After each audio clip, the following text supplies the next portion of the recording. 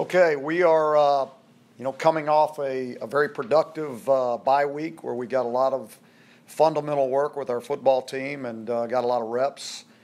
So we hope that's going to pay off for us as we go through the rest of the season. And now we're looking forward to getting back into Kenan Stadium and in the Tar Pit and playing a Coastal Division team. So we're going into the 7th week of the season, and now we are coming back for the second home game. So it's kind of unusual, but we're glad to be back. After the storm, when they had those 4 or 5 days off, the kids were all talking about how it was a reset button that they needed. Right. After the game in Miami, they were all saying, no, this isn't a reset button. We can't look at it like that. The onus is on us. Have you seen that kind of responsibility since then? Yeah, I think the guys are. I mean, I'm very pleased with the way they come out to practice and their attitudes and the effort that they give out there. I mean, those guys are, each day they're making each day important. And they know if it's going to be important on Saturday night, it's got to be important on Sunday or Monday or whatever day it is. So I'm happy with the way they've responded. You ever had a season where you're in week 7, you only played 1 home game? Not that I can recall. No, it's very unusual. How much does that affect it? I mean, being on the road all the time like that. Yeah, well, the other part of it is, I mean, we're kind of creatures of habit, and this has been a season where you haven't been able to get into a normal week routine, and so that really won't take place until this next week where we start getting into the same routine of a normal week, so it's really unusual. I know you don't make excuses, but is there an adverse effect to that, do you think? I mean, there could be, but I don't know the answer to that. I mean, I'm not going to use that as a reason why we're in the situation we're in right now. It's just you have to deal with whatever situations come up. With the week to do the fundamentals and get the reps, have you come to any clarity as to how the quarterback situation is going to shake out on Saturday? We're getting closer. Yeah, I think our guys are competing well. I think they're all anxious to prove that they can play better than what we have at the position, and so I think the competition's been really good. And so we'll have somebody ready to go out there on Saturday. Since you're not going to name who it is there any chance that you'll go with 2, or are you committed to getting 1 guy and having him be the guy? There's a chance anything could happen. Beyond ball security and obviously not turning the ball over, what else are you really looking for with the quarterback position? Just you're looking at everything. We evaluate each and everything. I mean, how they carry themselves off the field, what they do leadership-wise. Obviously taking care of the football is the most important thing they can do. And then just the decision-making process, understanding situational football. The game is situational, and you need to understand, when do I need to pick this first down up, and when is it okay to punt? All those things have to be understood. When you look at Chaz on film with the throws he made in Miami, what stood out with the mistakes that he made in that game? It was just a decision-making process. That's all it was. It was just processing and making the right decision based on what he saw. How much of that is when you're not in the flow, the suspension and you're behind coming in? That was sort of the first time we've seen him all year. Yeah. Has that put him behind? I know you're trying to prepare him behind the scenes as much as you can, but. Well, I hope not. I mean, I hope it hasn't. I hope that's, because you understand what the situation is and you know what you're fixing to be going through. So you have to prepare yourself. Whether you're getting the rep or you're watching the rep, we expect you to be getting a mental rep. And you have to always, it's just like if you're the number 2 quarterback, you have to prepare yourself to be the starter. I mean, you're an ankle away from being out on the field, and I think when that happens, you find out a lot of times if a guy has prepared himself. And I'm not saying that Chaz hasn't. I'm saying that he didn't handle the situation that night very well. He just didn't process things very well. Larry, quarterback play for you in this offense has been a strength dating back to West Counts at Middle Tennessee State.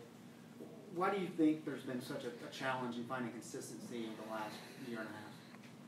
I think part of it is we haven't had anybody separate. When you have somebody that really will separate themselves, they they're going to get more reps. I mean, when you try to get more guys ready, that's fewer reps for each guy. And I think it's important that, that at that position, basically in the style of offense we run, that guy, the whole thing is in his hands. And so he has to be able to process, he has to be able to make good decisions, and so he needs more reps. Has that proven to be difficult in terms of you're limited with the hours you have with these guys and trying to maximize the reps they do get? Well, it's the same as everybody gets, though. I mean, everybody gets the same amount of time. So, and basically, you get so many reps within that time, and so it's how you split them and what a guy does with them. Coach, has there been any change in your approach with Cade as becoming a potential backup quarterback for you, or more reps for him in practice or anything like that? Any change at all with his approach? Well, I mean, there's been. This last week, since it was an open week, they all got a lot of reps, so he got more reps than he would normally get, yes. Was the bye well timed, I guess, though, in the sense that when you have a game like the way it went at Miami, those things can snowball on a team. A chance to step away, or would you have rather gotten right back out there and said, get past it? Well, there's two trains of thought. You can get right back out there and, get the taste out of your mouth as quickly as possible and move on, or you can, go back to fundamentals and do the things that, whenever the bye week comes, that's what you're going to do anyway. You're going to prepare yourself for the rest of the season. You're going to rest some guys that need to get rest. You're going to get as many reps you can with younger guys, so they keep, getting better as the year goes on. So I don't know. We're going to look at it as a good way. I mean, as a good time. We're going to always look at it that way. Not sure how much you've watched Virginia Tech to this point, but are they any different offensively with the new quarterback in there as they were with Jackson under center? Yeah, I've looked at a lot of film on them, and I think the new quarterback is doing a really nice job for him. I think he throws the ball really well. I think they are, probably fewer quarterback just runs, just base runs. Now, it doesn't mean he won't run the ball, but I think, they had more called quarterback runs with the other quarterback. But in defending them, is there any change in the way you would have to defend them because of the new quarterback? No, because they'll still run him. I mean, they'll still run him. I mean, and I think he's done a really nice job. He's come in and made good decisions for him, and he's thrown the ball well. The defense for Virginia Tech, Bud Foster defense has always been a strength, but they've had some inconsistency and some moments that were kind of uncharacteristic. They've also had a lot of turnover. Yeah, they're young. They're young in some places over there on defense. Bud's always going to do a great job. I mean, he's going to have his guys ready to play, and they're going to always do things a little bit different than a lot of other teams, and they're always going to be very well prepared. Does it look very different results aside, I guess? Is there anything that looks different in that regard for them? Schematically, they're the same that they've always been. They're always going to give you a multiple looks. They're going to move the defensive front, pre-snap and post-snap. They're going to secondary wides. There's going to be a lot of different looks back there. Coach, obviously the passing game has been a little bit of a struggle in moving the ball in the air for pass. Is there any thought? You had success running the ball on the offensive line at times, played very well in opening holes for the running backs. Is there a thought to just really focus on, buying into the running game a little bit more and really utilizing the three back there? Well, I think we have bought into the running game. I mean, we believe in every game that we need to be able to run the ball efficiently to be successful. If you're asking me, have we thought about running the ball and not throwing the ball, I would say no. We haven't thought that way. Anything else?